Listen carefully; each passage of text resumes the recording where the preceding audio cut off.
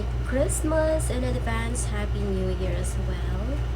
So, gaya ng promise ko nung nakaraan guys, di ba sinabi ko na sa Christmas magbibigay ako ng 500 Gcash sa aking lucky na solid supporter. So, medyo malapit-lapit na, ilang days na lang, Christmas na.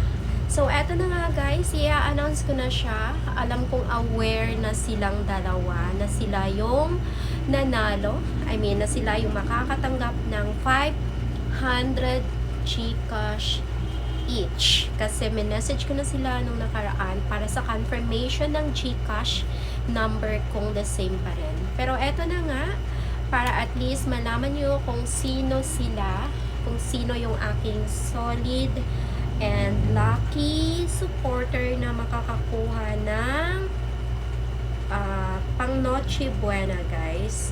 So ibibigay ko na siya before mag 24 anytime. Bigla na lang silang makaka-receive ng blessing. So eto na nga guys. So yung una, always nagsi-share, nagko-comment, ganyan. So, yung first lucky solid supporter is Miss Jasmine Torres. Congratulations! And, ang next na makakakuha ng 500 Gcash. Kilala ko to guys. So, alam naman na niya kung sino siya. Alam na alam niya. Pamangkin ko. So, si Miss, natutuwa ako sa kanila kasi kahit wala nang pag-games, nag-stop na ako, tuloy pa rin sila sa pag-share and comment, ganyan. Tapos, nakakatuwa pa to yung isa ng winner kasi may page si Boyfie, diba? Tapos, hindi kami masyadong active, hindi ko na siya masyadong pinopromote, pero minsan pag nagpo-post ako ng video, nagsishare siya.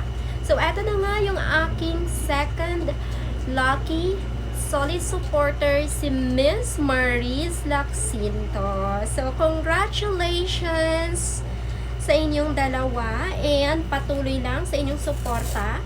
May pa-Gcash man ako o wala. Malay natin in the future pag maka-payout na tayo, mas maraming matutulungan. I mean, prioritize ko pa rin yung solid supporter, yung kahit walang pa-Gcash andon, hindi yung kung may pa-Gcash tsaka lang present at active. Yun lang. Thank you so much everyone. Malay natin pag may blessing, may bibigay na naman ako. Thank you so much. Bye.